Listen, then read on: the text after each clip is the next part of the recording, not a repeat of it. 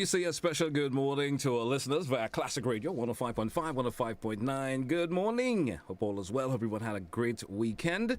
And you're looking towards a productive week ahead of us. Good morning to our viewers via GBN TV, whether you're viewing via Channel 7, Channel 11, or Channels 20. Good morning, our social media platforms, whether it's the Facebook page, the YouTube channel, GBN's website, gbn.gd. Good morning and welcome. Welcome to another edition of To The Point this morning. Let me say good morning to Mr. Sylvan Intyre, back with us this morning, and nice to have you back, sir. Yes, good morning to you, GT. Good morning to your listening, viewing audience, those who are following and so forth. Pleasant good morning and good evening, whatever part of the world you are as well. And we also do have, of course, another guest with us this morning. That's Mr. Jude Hector. Good morning to you, sir. How you doing? Good morning, sir. I'm doing very, very well. And pleasant good morning to all our listeners as well. Welcome to The Point this morning. I hope it's not... Is it your first time on To The Point? It might be. Might be your first time. Yes. Well, welcome. Welcome. Well, Sylvan, it's just whenever we hear, and over the last couple of months, we've been doing this since last year, the last couple of months into 2023, and we had a halt for various reasons we both know about. But when we hear and we discuss preparedness on all aspects. Yes. You understand? We just get people mind, their body and soul. I like to put it in that way. I'm real about it in terms of just being prepared for whatever the inevitable may be. Yes. You understand? And this morning, our conversation on focus will be road safety. It's an important subject matter because we know of issues that pertaining to how folks use the road these days. Right. For various reasons, we understand what would happen. So our topic of discussion is road safety. I'm not sure if what sort of intro you would like us to get into in terms of road safety as we move through the topic this morning. Yes. Would you like to kick it off with? Good. And thank you, GT, and a special thank you to the management and staff of the GBN. Thank you, Mr. Hector, for accompanying me here this morning. Before we actually do our usual thing, we normally would do... we do. We usually get a little... the issue as to recent thing and so forth. But I think I owe it to members of the general public to say thank you. I owe it to the management and staff of the GBN to say very special thank you. I think all of Grenada understand now the situation that I'm currently enduring, the unfortunate passing of my son, Asher Intyre, on the 6th of March 2023. And there was an outpouring of support for the entire family. And there was all of these accolades and tributes that they gave to the short 32 years that my son spent here on Earth, and the condition under which he transitioned to the great beyond was one that became a strong talking point. But I wish to say to the entire Tri-Island state of Grenada, Carriacou, PT Martinique, and maybe regional, that the incidence is an eye-opener. We are viewing it not just as just an accident. As I said when I spoke at the funeral just under 2 weeks, that I resisted the temptation of asking God why He allowed it to happen, but I choose to focus on the what do you want from this situation, and so I am still trending on that focus. And He immediately spoke to me, and I saw that there has to be something for us as a family, there has to be something for us as a nation, and there has to be something for our region out of this situation. And so there come the concept of the issue of road safety in Grenada, and immediately there came the birth of the Asher Intyre Foundation for Road Safety, which we are going to speak about. Okay. And that expanded to quite a number of persons who are interested in this. Mm-hmm. On my right is Mr. Jude Hector, who is a member of our executive board for the foundation, and he will be speaking this morning. So in context, I just wanted to express my heartfelt appreciation to the entire nation for the outpouring of support. I do not want to name anyone, but trust me, if there was a moment for anyone alive to receive their flowers, I did receive quite a bit of it. And I understand for the second time in between 2022 and 2023, I understand how Grenadians feel about what I am doing for Grenada. Because when I was appointed disaster risk management specialist for Grenada, the outpouring of support, congratulations came. And just a couple months later, I had this unfortunate situation, and then people poured out and said to me how well, they appreciate my support, and they really empathize and sympathize with me for my loss. So I wanted to say a big thank you to everybody. All right. Well, we will get into the meat of the conversation. I don't know if we want to do the usual opening in this segment. Well, of course, you did that opening there. I highly appreciate that a whole lot. So folks do appreciate the sentiment you expressed. But I don't know if you want to get into that usual before we get into the meat of the conversation this morning. What's been going on? Yes. What's been going on around us is quite a bit, and it has to do a lot with, again, accidents around the place. We've had major events happening in Grenada. We've had some around the region. We've had some emergencies occurring, and we look at the responses to them because our entire focus is on emergency. But out of everything seems to be vehicular accidents, motor vehicle accidents, and the other aspect of it, people who may be under some form of emotional or psychological depression or otherwise, and we see people who are doing acts to themselves to the extent they are taking their own lives. And so around, we have been managing and looking at how the issues are affecting people and how they can be addressed. And we saw some of these happening. Over the weekend, we had this massive event at the National Stadium. Yes. And there were quite a number of issues that showed itself. And again, it lent itself to the whole safety factor as to how people prepare themselves to go to events, what you do during and after the event, and the management structure in terms of the security issues and capacity and all of that. All of these came into bear. And from my knowledge of the last event, there were a number of accidents, smaller ones, unfortunately for us, no major. But what the reports came back to suggest that a number of persons who came from the event had some minor accidents that went off. Maybe they went up, they did not rest, sufficiently, and lost control of the vehicles that they were driving, and some of them did have some accidents. So, in our programs going forward, we're going to elaborate on how people can, our ideas and suggestions as to how people can manage those. So that's, in essence, our little. Yeah, not to indulge too deeply into this morning. Understand that? Yes. So, but of course, Mr. Hector, I'm kind of mixing your name up there, but anyway, doesn't matter. I'll certainly get it as we go along this morning. Mr. McIntyre alluded to you being the one of the founders of the the Foundation for Road Safety. Hope I'm getting that right. Tell us the concept behind it and the reason why you decided to be part of it. Right, so a couple of things just as a preamble. Well, of course, Asha was like a brother to my sons, Josh and Jeremy Hector, kind of grew up same age basically, and had quite a close relationship with the entire family actually. So when at the tragic event unfolded, and Mr. McIntyre said that they wanted to consider how Asha's really untimely passing could benefit Grenada, Carriacou, Martinique, and further beyond. I was really on board with the idea. You didn't even have the job. No. In fact, he didn't.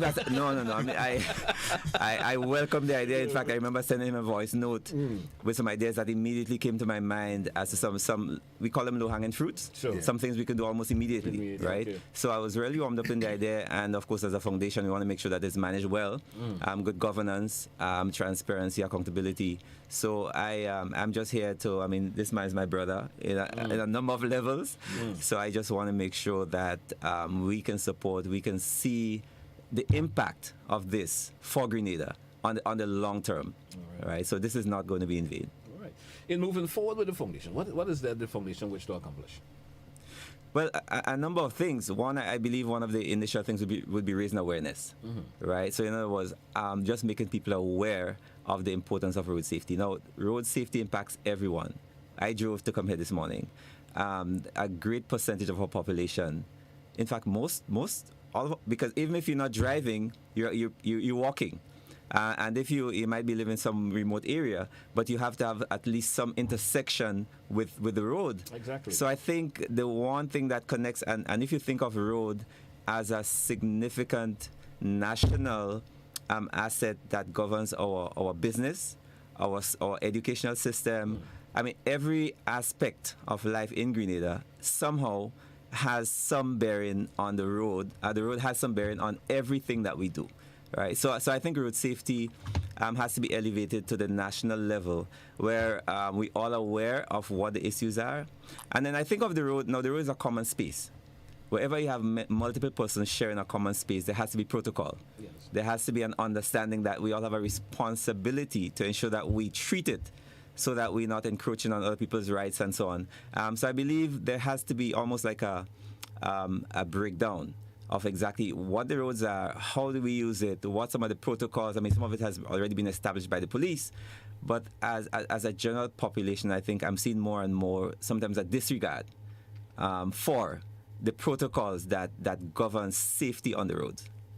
So as a foundation, we want to make sure that we can, and I mean, this is really a conversation starter, right? Yes. We want to begin the conversation so that we begin to actually have people, some things they might just take for granted, right? So we want to make sure that this comes now at the forefront, where we can all collectively begin to think about how do we make our roads safer. You might have recognized, and I'm doing so myself, there are a number of white lines we see on the roads, and it's more frequent. Yeah. And so I'm thinking, what's happening, right? So we really need, and especially now we're heading into the carnival season. So I believe now is a good time to start. So before the peak of the season, people are now aware, and they can start taking preventative measures to make sure that we do not have accidents, or at least minimize the accidents we're having. You know, a key word that you mentioned when you started speaking about is terms of awareness, because it seems to be one of the biggest problems. I think folks are not aware of the do's and don'ts, right, in terms of using the roads, from the regular pedestrians who walk to even drivers. You understand that awareness. What am I supposed to do? So, what's your take on that? Okay, thank you, Hector. So the Asha McIntyre Foundation for Road Safety, there are quite a number of modules that we are proposing that would complement what is already in existence. And our intention is to work with the government and specifically with the Ministry of Transportation. I think there is a transportation board. I think that board is headed by a former Assistant Commissioner of Police. We are intending to work directly with the Royal Grenada Police Force, civil society, and persons who in some way or the other had some mishap where road safety is concerned. Before this program is concluded, we will be making an appeal for persons to get in touch with us that may have had an issue where they may have lost a loved one. There might have been some serious accident where persons got injured and they are not satisfied as to how that was treated. And we'll be asking also for persons who are interested in becoming executive members of the board. We are still having people registering, and people who are just willing to be flow members and just to be part of the foundation. Okay. I can say from our onset, I announced it at the funeral on the 3rd of April, and we have endorsement from the highest level of the state. As a matter of fact, Her Excellency the Governor General was at the funeral, and we spoke one-on-one, and she gave it her blessing straight off. Good. There are a couple lawyers who spoke to me. There are a couple doctors who spoke to me. There are a couple senior public servants and community activists that have spoken to me directly and said, Mr. McIntyre, this is a blessing. It is overdue. It is really timely as well. And we are willing to work with you. And I immediately felt, well, there we go. We are seeing the what out of this situation. So it's going to evolve. Where we are now, we, as Mr. Hector said, we're starting the conversation. And I can tell you some of the things that we are intending to focus on. One, the Morris Bishop Highway, that area, that strip of road that is designated as the Morris Bishop Highway. There are quite a number of issues from since it was established that we believe that are not adequately addressed, and we believe that we can contribute towards having some permanent solution or to minimize some of the activities that are happening there or the mishaps. We're looking at the pedestrian aspect of it. Yes. On that highway in particular, how that could be enhanced. There are a number of businesses there, and crossing to and fro Grenada, the traffic is just that. You have the international airport in that area, and quite a number of businesses are in that. So that area is the most busy strip of road in Grenada right now. Yes. So it slows the economy to an extent where people cannot pass, or there is no real easy access from one side to the other. There's quite a number of danger that's posed. And my thing is about risk reduction, and my eyes will be widely open at risk. And so having a police officer or police warden to help people cross is not solving the problem. You can't have police officers there 24 hours. It would not happen. Exactly. So we think that there are a number of things that we can do there. We can help in some way to influence an overpass where people it can go over the road and people can continue. We are hoping that we're going to influence having rails in some areas, having sidewalks in some areas, and so on. And one of the bigger things that we would hope to see on that highway is to have a memorial, like a board for persons who died. We are about seeking out the statistics for the number of accidents in that area. So we're going to work closely with the RGPF. And the statistics does not only relate to the fatalities, but accidents in general, because we believe that a traffic engineering study needs to be conducted in that area and to implement corrective measures to deal with the traffic issue, particularly in that area. Just during the time between when my son got knocked down, there were quite a number of other accidents that occurred there, and some of them could be avoided. So we're looking at that. We're looking at electronic signs. We know that people say that Grenada, we're not a reading people, and we don't sometimes look at the television and the news enough. But it has to be encouraged. We have to encourage that. So we're looking at if we can influence electronic means of information as well in that area, and to complement what the police are going to be doing nationally, to have road signs and other things affixed along our roads, and to move modern day to have cameras installed. That would be, it's the electronic era. And we believe that we need to curb some of the things that are happening. And we need to ensure that the people who are responsible for violating this means of capturing them, but not just capturing them, we need to be able to inform other persons as to how best they can use the road, as to what kind of how people should walk on the street, what reflective things that you should wear if you're going to be jogging, you're going to be walking at a particular time, all of that. So it's quite a number of things you're going to be. And most importantly, I think, the penalties. Yes. We want penalty to be a deterrent. Unfortunately, RGPF, the speed humps and bumps, they're not working. They don't slow people down considerably. And so true. We have to find a way of ensuring that the economy could roll and that ambulance and other things can move at a particular speed or so if they have to. So putting a policeman on the street at a particular time wouldn't work. The speed bumps are not working. And we want to ensure that there are other measures in place, that the penalties are able to speak to when somebody get into a particular zone, what speed they should have, the camera to capture that, and the penalties to complement that so that it forms a deterrent to persons who are using. And last, before I break again, the whole aspect of people who are going to use the roads. Mr. Hector will speak on the softer aspect of it, how to influence the social behavior, etc. But I think when people are found under the influence of other substances, maybe psychotropic substances or liquor or otherwise, things that impair the judgment in driving and so forth, when one is found to be, what instruments do we have in place for testing people for alcohol and drugs and these things if they are behind a vehicle? These are some of the things that a conversation that we want to have. And our licensing for people on the road.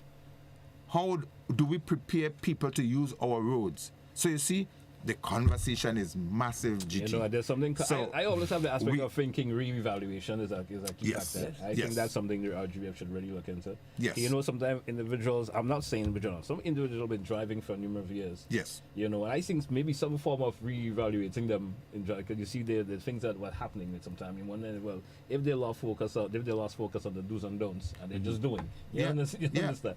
We have a lot to talk about this morning. We drew for a break. Let's take our first break, and we're coming right back here onto the point. Stay with us, folks. We're coming right back.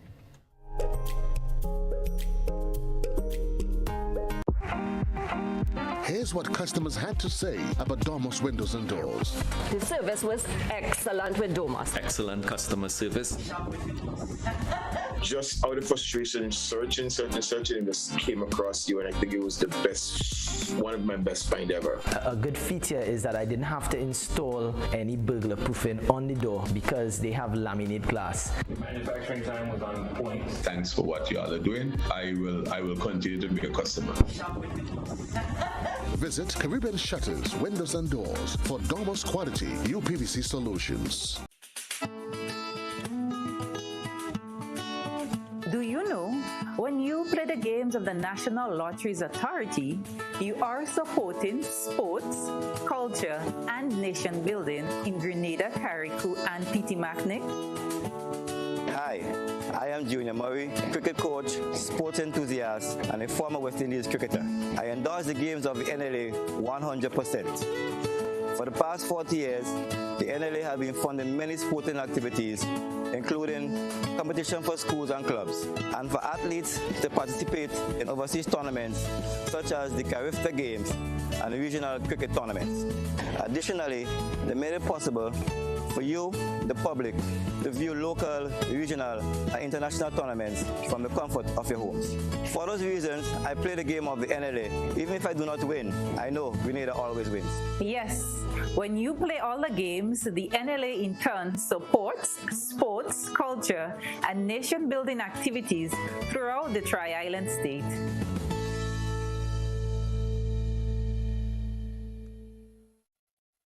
Record.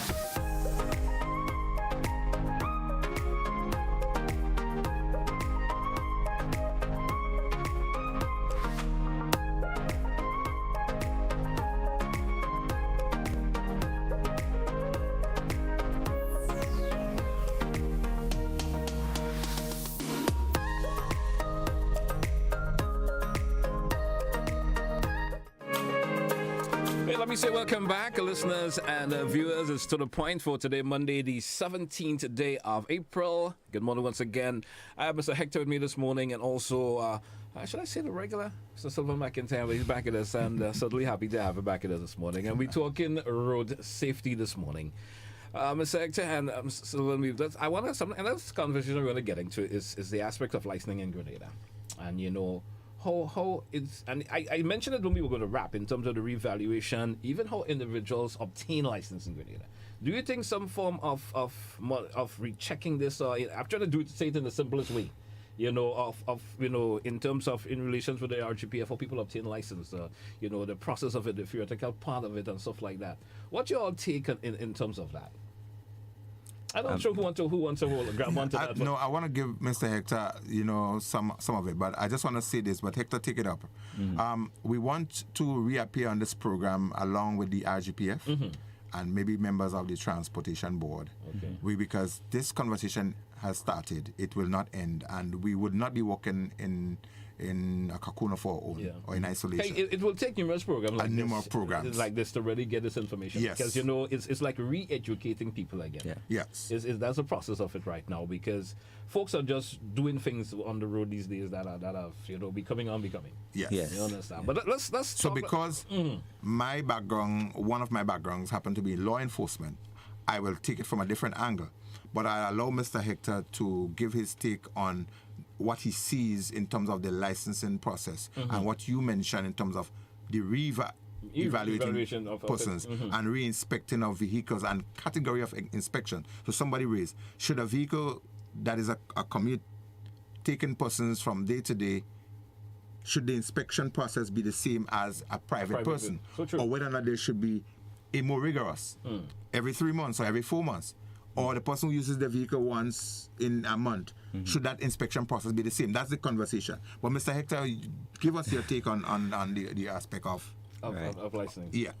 Right. So I think I would just make an initial comment that we want to be guided by information, right? Yes. So in other words, when we look at the statistics as it relates to accidents, are we seeing accidents related to a particular age group? Are we seeing them related to a particular time period within which somebody got their license? Are we seeing it happening at a particular time of day? Are we seeing the accidents related to a particular scenario where a vehicle probably would not have been roadworthy, but it's on the road. So I think when we look at this, the total of what's driving the accidents, which will come out of statistics, then we can say which part of the system needs to be reevaluated. One of the points that was made earlier, as it relates to the licensing process, and the question was asked, are we preparing people just to get a driver's license?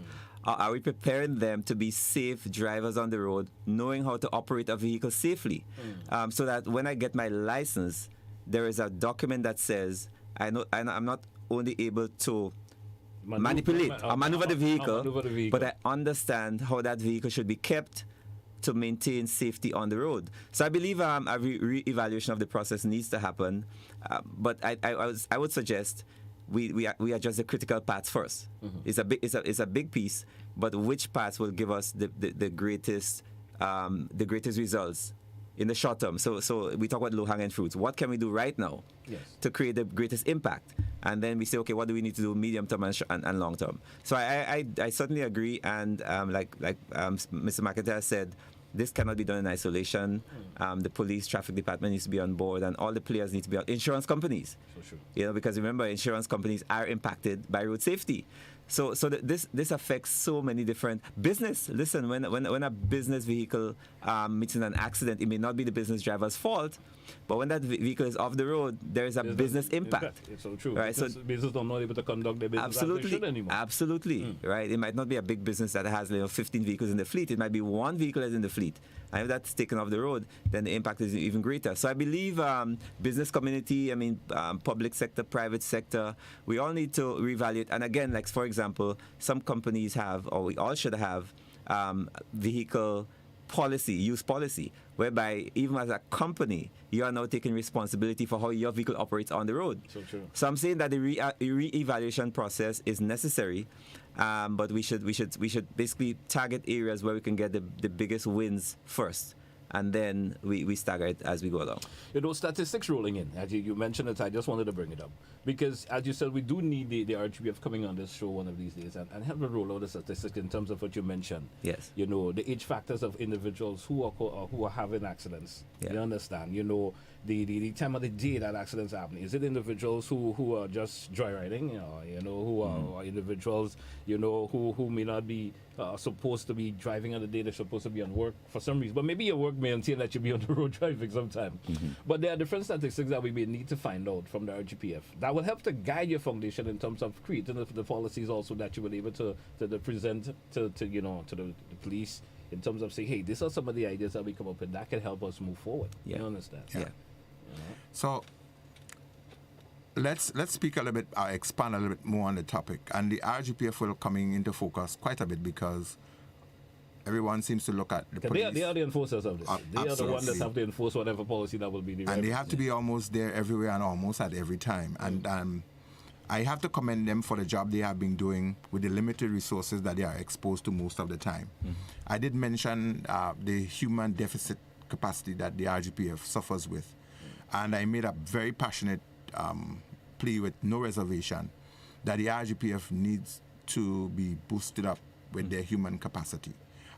There is no retracting of that statement. I would reinforce it. I agree. Because I've been there, I've seen it, and I understand that. And that has far-reaching implications for a lot of other things. Given the resources, these guys, they make miracle out of the limited resources that they have. But their miracles cannot continue forever. You look at somebody who has natural talent and you bring him up to the West Indies and so on, the natural talent will expire sometimes. So he needs the enhancing. Absolutely. Replenish all the time. So we want to have a revisit of all of this, and this is where the foundation really comes in useful. We want to complement the RGPF. Some of the limited capacity that they may have, that is where civil society, we should see Grenada that it belongs to us. And Grenada, let me just say, we're one of the better countries in the world where crimes are concerned. The lowest, technically, in the Caribbean. And we rank among the lowest in the entire world. So what has been working for us, we don't want to change it, but we want to enhance that. And we do not want to be as other people, but we want to keep what is working for us, our uniqueness and what is working for us. But we are largely and widely and quickly becoming a people that seems to be lawless. And law enforcement has a lot to do in ensuring that we don't get to the point where we are lawless. And I don't want to say we're not. But we're quickly moving in that direction. So if we're having a human capacity deficit, it means that it's stretching us and we could easily get there. So I'm hoping that the authority at BU would understand, Minister of National Security and so on, they would take this with a very, very serious touch and move to enhance the RGPF. These guys often made to, as I said, to go beyond the call of duty too often, and so they can win in terms of, they can burn up in terms of their effectiveness. Again, policing is not about 8 to 4 and 5 days per week. It is 24 hours. And there are times one cannot find police officers where you know they should be. And there are places you cannot find police where you know they should be. And that has a lot to do with the capacity to be able to cover all of these areas and to be able to do what they're supposed to do. The other thing I want to say where that is concerned, we all have to become law enforcement as a nation. We have to go back to the days of being our neighbors and brothers' keeper, and we have to go back to the family to find out the root of where some of the lawlessness, the rootlessness comes from and people's behavior on the street. So it points back to a family and a societal issue in terms of how we deal with even road safety, where it comes from. And the aspect of even the licensing and preparing for license, it goes beyond just getting behind a wheel, paying a few dollars for a couple of hours and passing an exam. Because you are scientific minded, you come up with a formula, you can go and do that really quickly, and you have a license in your hand. We have to look to the point where defensive driving becomes part of even obtaining a license. Obtaining a license and part of the penal system. In other words, if a man happens to be in accidents or he's road rage so often, he needs to be sent by the court or some other party to a place where he can get his emotions and his attitude and so corrected, where he can get measures to help him. And it should be part again of the award, where if somebody violate by reason of community service, they may be sent to help do pedestrian cross. They may help to do signs, and one of the things would be to send them to a defensive driving school. I am now creating an opportunity for a business entrepreneur. Maybe we don't have one in Grenada where there is a safe, or you call it a defensive driving school. In my earlier days, I am one of those who was trained in defensive driving. I became a defensive driving instructor. There were about 7 of us at one time. There was a unit that came from Trinidad, and they taught persons in Grenada to be defensive drivers. I am not seeing this initiative today. Maybe it's one of the things that we need to go back to. We need to find out whether it exists somewhere here in Grenada, and we need to probably get it prominently established. It goes beyond just steering a vehicle and pressing on the accelerator and the brake pedals. It goes beyond how do you drive at night? How do you treat people who have the right of way and one refuses to give them? How do you give up your right for peace sake? And all of this. How do you prevent accidents? It's quite a number of things, and we believe that the foundation will drive and will keep this on the burner, where people can have that as part of a consideration. And part of the system of evaluating people, there should be demerit points. If a man drive on the street and he's violated, I know of busmen who travel and they have 20-something tickets in over a given period of time, and they're holding a license and they're continuing. And they're still on the road. A gentleman is suspended by the court for a particular offense, and he continues to drive, and the police officers are not finding him. It has to go to the point where... he's even noticed by the police and nothing has been done. You're making a very good point. He might even be noticed. So I'm saying there also have to be an enforcer to the enforcers. So if the police fail to do what they're supposed to do, there should be some mechanism to enforce what they did not do. Exactly. So there has to be an independent body, an independent board that also looks into the responsibility of law enforcement. And where law enforcement fail, the state mechanism should take it up, because we cannot allow our nation to sink further into what we're seeing. I did mention the whole aspect of indiscriminate parking and the roadside garages and all of these things that people get outraged about, and when they get vexed and outraged, they take it out on the pedal on the road. So it's this is massive. I mean, I always say a lot of things are allowed to get to deteriorate in this country for some reason. Yes. And then when when things get deteriorated to a point, it can't be fixed. It could be, it depends on how bad. It's more costly. It's more costly. I think it can't be fixed. I mean, when something spoiled, it's spoiled. Okay. But right. The aspect of this, and from a joke, but just cut to the joke part of it. Some things are allowed to deteriorate too much. Yes. And especially the people who are supposed to enforce it, they allow it to go down to that low level. Right. And I'm not blaming the police 100%. Yeah. Although they have to take some of the blame. Of course. You understand? But a lot of things, especially how individuals use the road, are allowed to deteriorate too much. And we've seen the people who are continue to violate, you understand, various aspects of the use of the road, they are continuing to be able to drive on the nation's road for whatever reason. You understand? We know this individual have had 10 accidents in the last 5 months. And you as a regular citizen, you see that, right? You see that. Every time you see a vehicle that is so deteriorated because it's been hit so many times for whatever reasons. And it's still allowed to use the road. Sorry, without crossing, and you know that you've brought it to the attention of the police and you're still seeing it. So what does that say to you? Exactly. You look at vehicles who go through the inspection process, and you said, I go to get my vehicle spec in its good condition, and I was ridiculed for whatever reason you can't pass it, and then you see a vehicle that is in worse condition than yours, but it has a license sticker. All these things make you worry. You understand? All of these make you, how was it able to pass the inspection, and you vehicles in a perfect condition for some reason or the other, and you watch vehicles in that deteriorated condition who are past the inspection. So it makes you wonder what is really going on. You understand? It makes you wonder. So that way your foundation come in maybe to continue to help pass information. Maybe you get somebody in the force who will listen to what the foundation is saying, pass it to the higher authorities to have these aspects of it implemented and look into it in a serious way. Yes.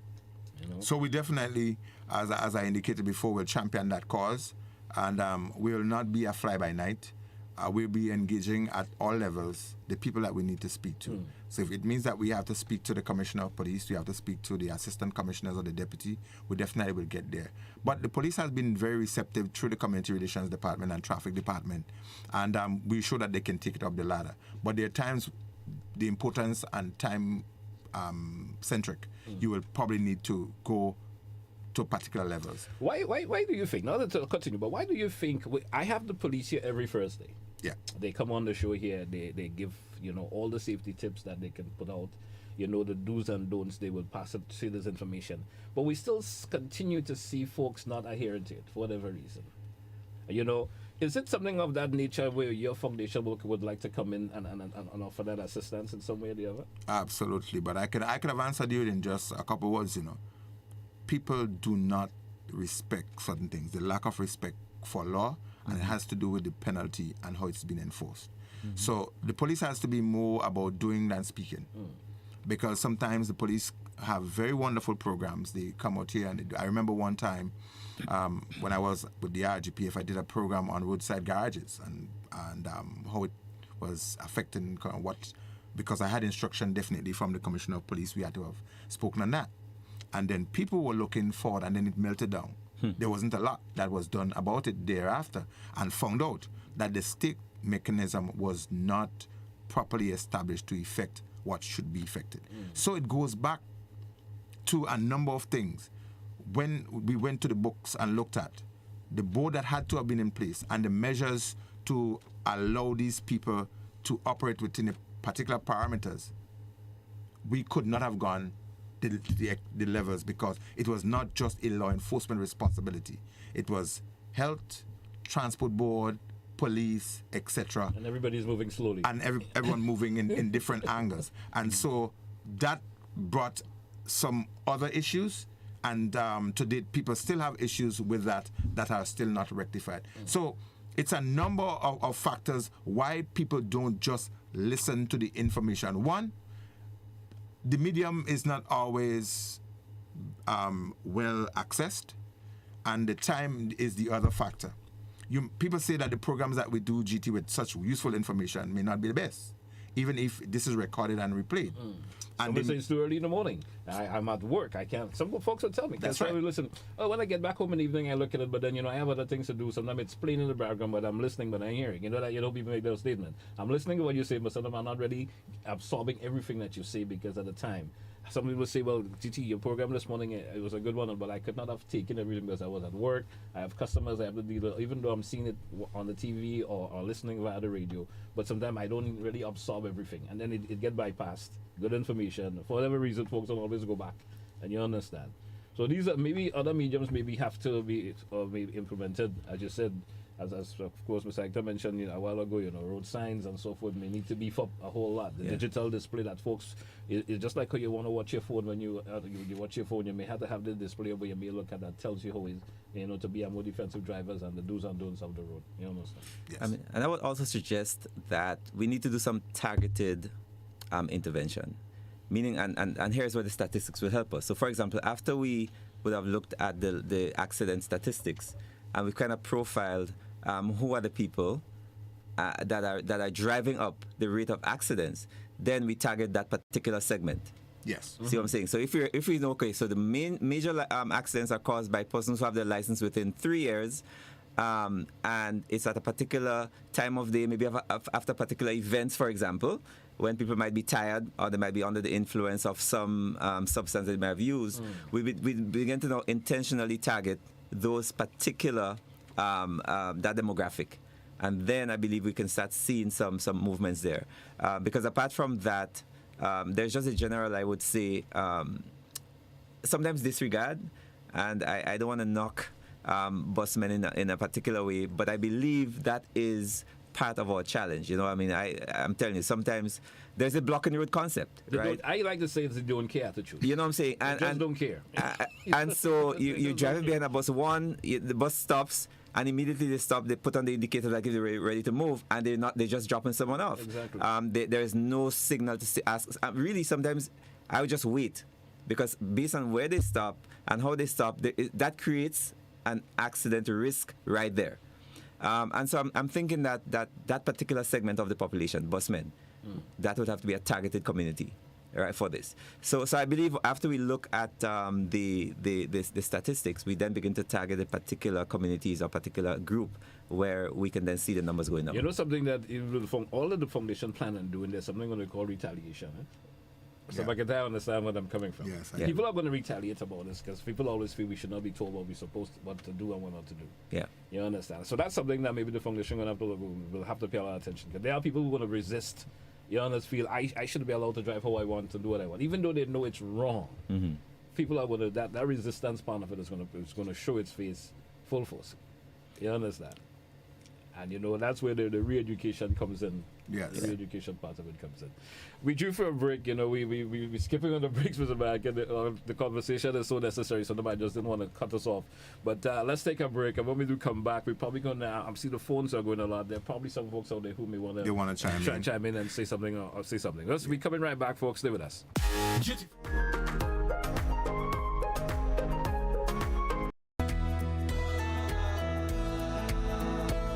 No, that's not how you cross the pedestrian crossing. Really? One day I just woke up and I saw pedestrian crosswalks on the road. No one really showed me how to use them properly. Well, this is how it's done. You never cross before doing these things. They might save your life. First, when you get to the crosswalk, you stop. You look left, you look right. If there's a vehicle coming, you put your hand out, making eye contact with the driver, indicating that you want to cross. And only when the vehicle comes to a complete stop, you quickly cross to the other side.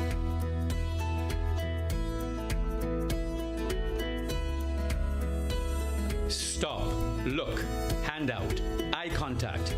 Wait for pedestrian to cross to the other side, then you happily continue on your journey. This message is brought to you by this group of insurance companies, the Traffic Advisory Body, and the Traffic Department.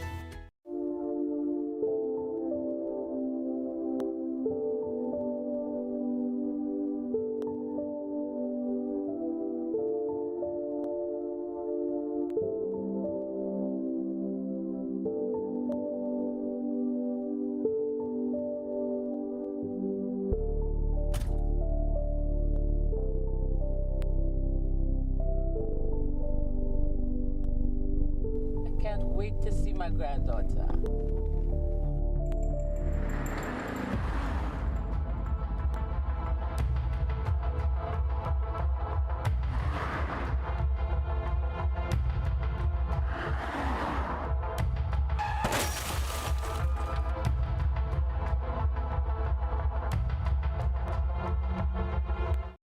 Records at the traffic department shows that a total of 1,447 accidents were reported for the year 2012, which includes 3 road fatalities. 2,946 accidents were reported for the year 2022, which includes 8 road fatalities. This is a significant increase of 104%. This is alarming.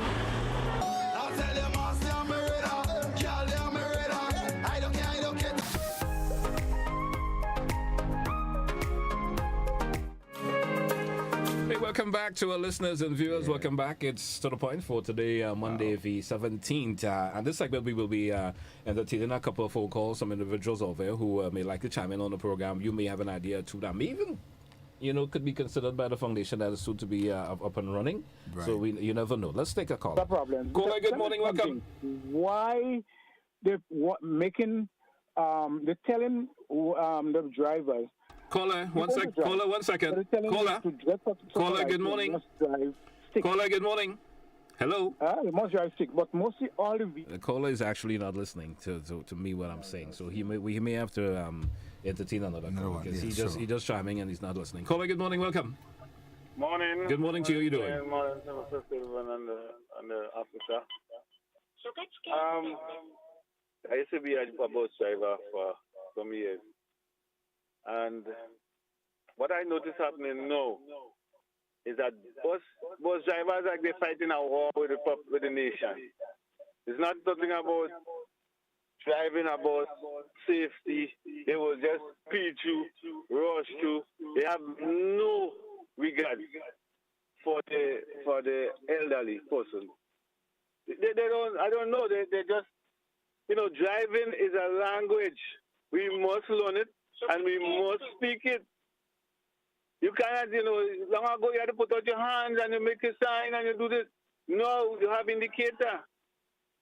They don't indicate, they just swing. They want to, in a split second, they want to pass across you. These things are unworkable, they can't work. You have to have consideration for other drivers.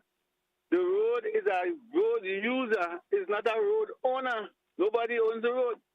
Everybody uses the road, and we should have respect for each other. If you have to stop, you have to stop.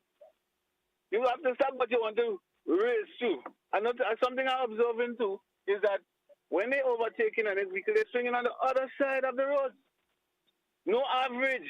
I think the whole problem is lack of average and not speaking the language of driving.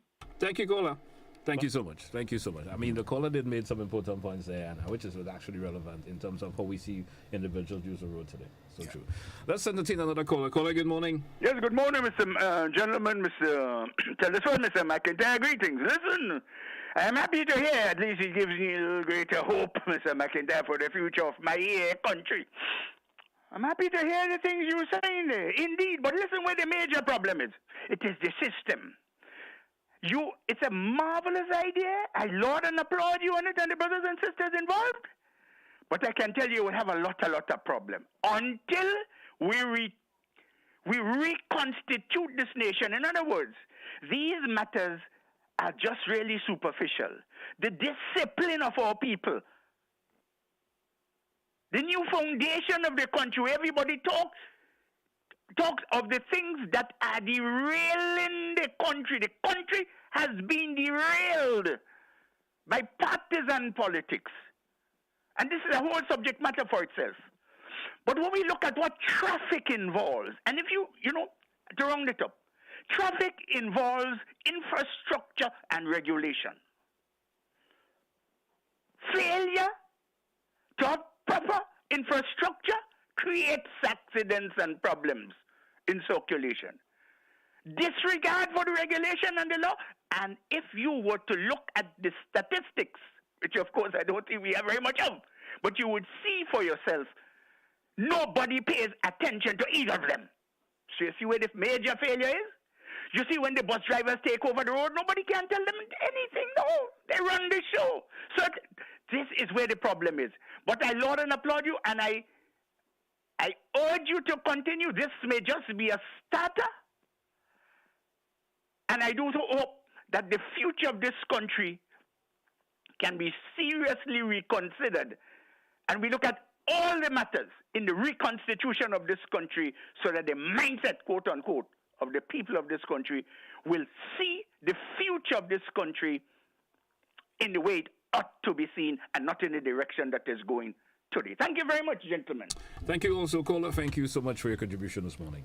Citizen Rolo, I really want to commend you for your intervention, and I look forward to working with you and, you know, peeling off your ideas as well in building what we intend to do. I know you are very passionate about establishing for a disabled community, and we're also going to be championing that cause to ensure in the whole road safety factor that the disabled and those who are differently abled, they are captured within that grouping. All right. Let's take another caller. Caller, good morning. Welcome. Morning, GT, and morning to Mr. Sylvan and also Mr. Hector. Yes, like the previous caller, I know the effort. And I have particular interest in this because I myself, I still always, and many years later, 51 years later, I still remember my brother being killed unnecessarily on the road in Gunmall.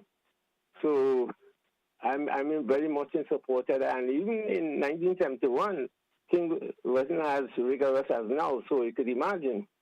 And I think all that what you said, Mr. Sylvan and Mr. Hector, is in place. What I would suggest, though, is that we look at making a real criminal, if I'm not talking to be draconian. No one without a license or properly trained should go on the road and drive. That's one way of saying you don't care about whether you kill or what. So that's one. Also, we need to factor in the idea of how we communicate. And also look at the education system. People normally use the word education, but I don't think we're really educating people properly. We're educating people to love things, to value things, and not life itself. Because even when we talk about the traffic, we have many aspects on the traffic, for instance, and I said it on Ruth Smith the other ago. A vehicle could pollute you with the exhaust, but you can take a stone, and I'm not advocating that, and break a windscreen, or that you'll be put up in the mental or in the prison. We have to look at all of those things, the rights of people, what is happening to them. So your organization and foundation is most welcome, and I will be more than happy to give whatever support I can. I will need a number for you, and I will communicate to you hence. But we need that thing. We need to really ensure that we have a law-abiding and respectful society. People don't respect each other. I sure that as I grow older, what would happen? As I become less mobile and less agile, what would happen in the great I'm seeing thing? And I began speaking about that about 8 years ago, and people thought I was just being mean and just don't like the government and that kind of thing. But it's been brewing for some time. As an unfortunate, I had to take the loss of life for me really to wake up. But better late than never. So thanks a lot, and I'm willing to support in whatever way I can. Thank you. Thank you, caller. Thank you also. We probably can entertain one more caller, and then we come with a wrap up for this one. Let's entertain one more caller. 435-2041. 435-2041. Well, as we wait another caller, here comes a caller. Let me just take it, and then we take it to your final caller. Caller, good morning and welcome. Morning. Good morning. Morning, dear guest.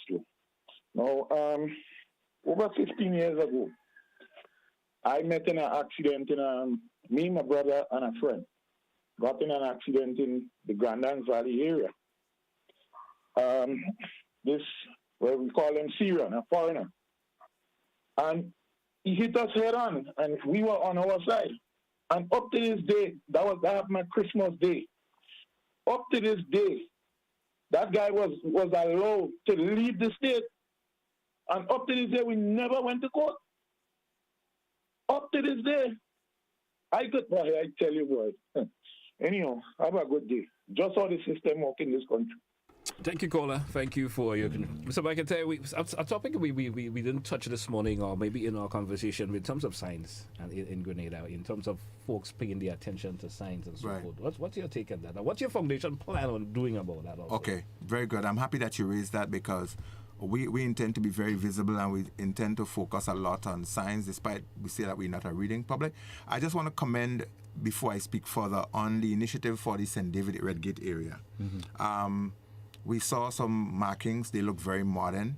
The black and white, you can see that, very conspicuous. My disappointment, however, though, is the overkill in that area in terms of signs and so forth.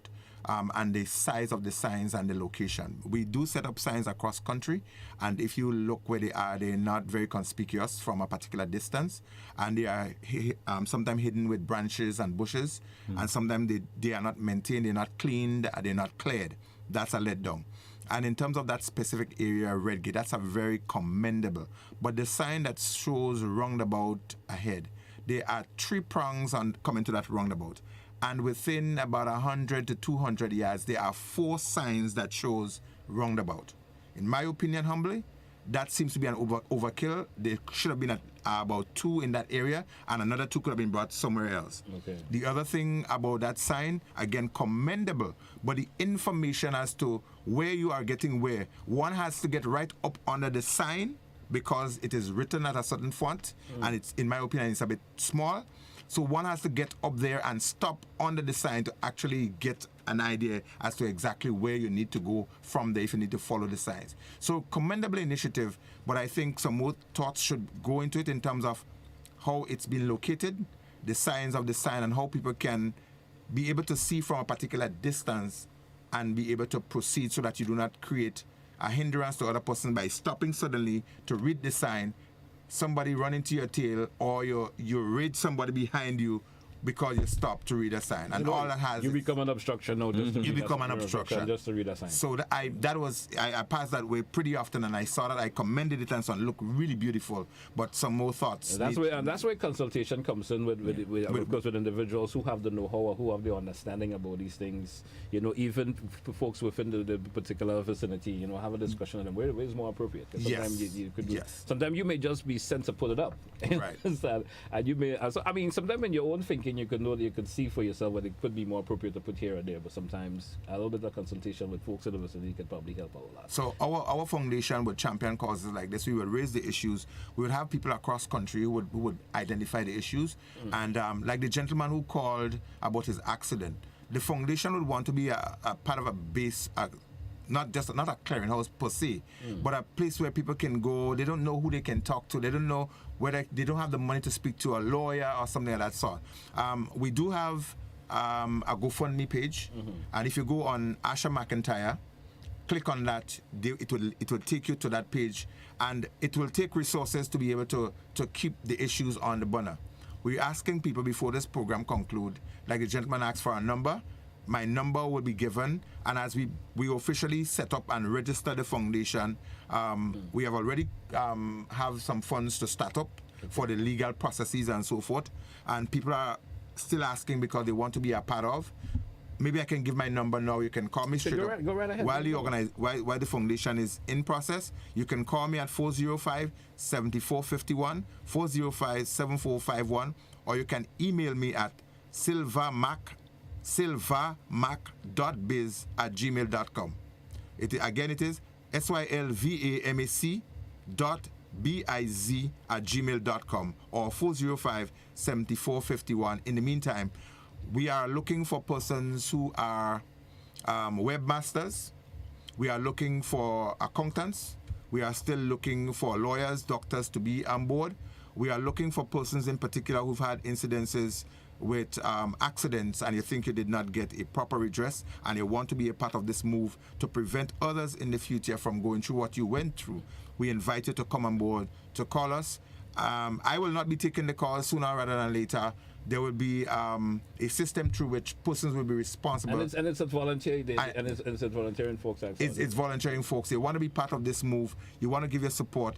The information platform will be there. We'll be sharing information across. We'll be using traditional and non-traditional means of keeping people informed. And we'll be identifying the issues of safety across country. And we'll be pushing it so that it stays on the burner. The penalties, the visible sign markings, the other parts of how we can have people use the road properly. These are some things that we want to be able to work with the RGPF and the Transport Board, etc., to ensure that the road safety becomes better in Grenada. All right. So, Mr. Sylvan, I want to thank you once again. Mr. Hector, thank you so much. You know, we cannot be going for the entire morning talking, because there's so much on this topic. And we just touched the borderline in terms of the conversation we could have in terms of road safety. There's so much to talk about. Next week, once the Almighty permits, health string, and we'll be back again, and so we will expand more and more as we go through. Yes, thank once again. Welcome. All yes, right. sir. Thank you. Hey, folks, that's it. We take a wrap for To The Point for today. Join us again for another edition for To The Point. You can join me, most likely, tomorrow for another edition. Have yourself a good one, folks. Take care of yourself and others, as I always indicate that you do. Have a good one, folks. That's why I say goodbye.